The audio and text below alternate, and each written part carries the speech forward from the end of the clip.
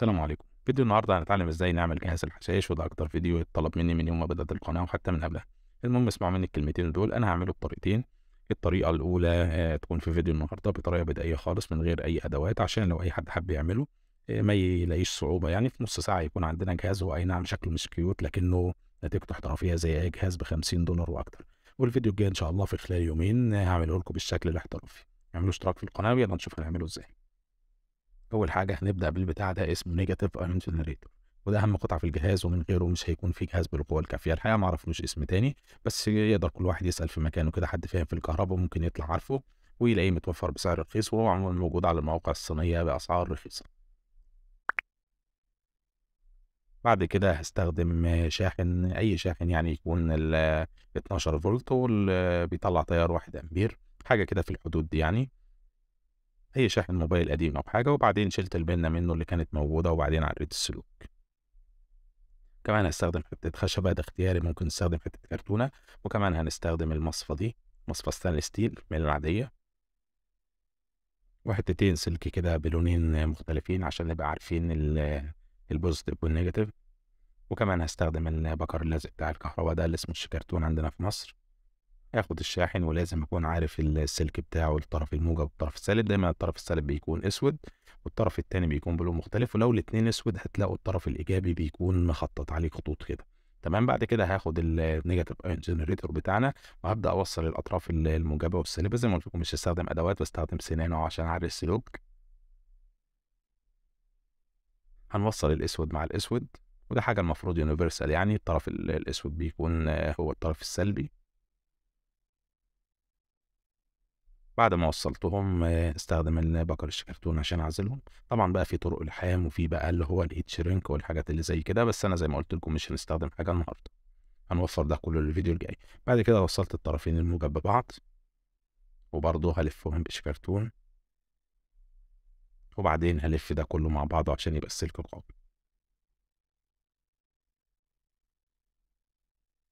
هنروح بقى للناحية التانية من الجهاز، وهنستخدم برضو الطرفين الموجب والسالب اللي بيطلعوا فرق جهد كهربي كبير جدا.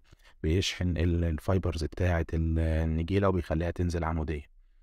هوصل كل طرف باللون بتاعه عشان يبقى عندنا الشكل ده. انا محتاج السلوك تكون طويلة شوية، فعشان كده وصلتهم. بعد كده هستخدم حتة الخشبة والزق فيها الجهاز، بس عشان ما يتحركش كتير هلزقه بالشمع.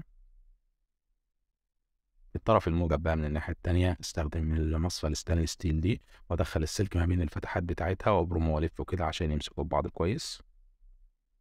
طبعا المصفى دي بتوصل الكهرباء. اما الطرف السالب فهستخدم اي حاجة معدن. استخدمت حتة من شماعة، ممكن تستخدموا ابرة او اي حاجة زي كده، وهلف عليها كده من النص الفوقاني بتاعها حتة من اللزق عشان اعزلها، عشان لو مسكتها ولا حاجة ما تكهربش. طبعا الجهاز ما بيكهربش، هو بيعمل لسعة بس خفيفة كده، زي الجيل التسعينات هيعرفها، زي الستارتر بتاع الولاعة كنت بتلسع بيه بعض في القفا كده وفي الودان. المهم ثبت السلك فيها وكده بقيت عندي الاطراف كلها. تعالوا بقى نجرب الجهاز ونشوف الجودة بتاعته.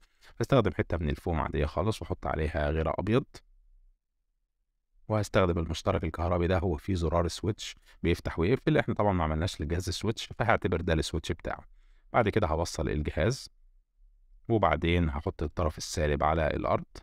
وبعد كده هنستخدم اي نجيله. انا طبعا عملت فيديو النجيله هتلاقوه في الجنب عندكم كده لو عايزين تعملوها في البيت. طبعا قبل ما نبدا الجهاز لازم نعزل الايد بتاعه المصفى، فعملت حته كده من الكرتون ولزقتها زي ما انتم شايفين، حاجه بسيطه خالص عشان زي ما قلت لكم ما نتكهربش. واخيرا هنحط النجيله في المصفى ونفتح الجهاز ونشوف بقى الجهاز بتاعنا شغال ازاي. طبعا اي حاجه ما بين المساحه ما بين الطرف السالب والموجب بتنزل عموديه الفايبرز الصغيره دي، وبتلاقوا شرار كده بيطلع خفيف، ما تخافوش منه، بيعمل لسعه بس صغيره، انا جربتها كتير. بعد ما خلصت هقفل الجهاز، وبعدين هنفض كده النجيله عشان لو في حاجه ملزقه. زي ما انتم شايفين النتيجه بتاعتها احترافيه جدا وسريعه وكثيفه وزي الفل، زي اي جهاز هتشتروه فعلا ب50 دولار او اكتر.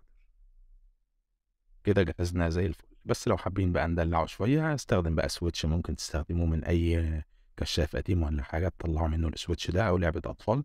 بعد كده هسيب الطرفين الحمر الموجب مع بعض، وهفك الطرفين السالب بس. يعني انا قلت بدل ما يبقى التحكم من المشترك وتبقوا موصلين في حاجه تانية وتضطروا تفتحوه وتقفلوه وكلام زي كده، فنعمل سويتش. هنوصّل كل طرف بالناحية بتاعته، الفتحة اللي موجودة دي وهابرمه بس كويس، طبعًا الطريقة بدائية خالص ما فيش عزل وما فيش أي حاجة، بس يعني هتقضّي الغرض. بعد كده هالزق السويتش في مكانه، كده التحكم بتاعنا هيكون من السويتش. بعدين هاستخدم كمان حتّة من الفوم بورد الواحد فوم، باستخدمها كتير. بعد كده هاحط عليها المصفى وأعلّم كده بالقلم، وبعدين هاقطع الجزء ده، هاعمل غطا كده للمصفى بدل ما النجيلة بتطير من كل حتّة فيه. هاثبّته بالدبابيس بتاعة المكتب، الدبابيس بتاعة الورق دي أكيد عارفينها. هاستخدم واحد كده وأقفل، هتلاقوا الغطا عندنا بيتفتح ويتقفل. وتعالوا بقى نجرّب الجهاز بعد ما دلّعناه. هاحط الغيرة على الفوم، والمرّة دي استخدمت فوم بُني عشان يبقى شكل النجيلة واضح شوية، يعني تنوُّع. بعد كده هاحط النجيلة في مكانها وأقفل كمان بدبوس من الناحية التانية، وبعدين هاوصّل الإيد ما تنسوش عشان ما تتلسعوش. بعد كده التيار الكهربي، وهامسك الطرف السالب وممكن أغرزه كده في الفوم بدل ما أمسكه. وبعد كده هنفتح بقى السويتش بتاعنا ونجرّب الجهاز. أنا صوّرت لكم الصورة دي من قريب، وشوية هتلاقوا الصورة الفيديو بطيء هيبين لكم الجهاز بيشتغل إزاي. زي ما أنتم شايفين كده هتلاقوا الحشايش بتنزل بشكل عمودي وبتلزق في الغِرَا، حاجة جميلة أوي وظريفة أوي أمّا بتيجوا تعملوا مجسّمات بتحوّل لكم المجسّم لشكل واقعي جدًا. لحد هنا نكون خلّصنا الفيديو بتاع النهارده. استنوني في الفيديو الجاي إن شاء الله، هاعمل لكم الجهاز بطريقة احترافية. مش هاوصيكم بقى على اللايك والشير والتعليقات والحاجات اللي ما حدش بيحب يعملها دي. ولو حابين تتعلموا أكتر في الديوراما هتلاقوا في فيديوهات كتيرة في القناة تقدروا تتفرجوا عليها، هتستفيدوا منها جدًا إن شاء الله. سلام.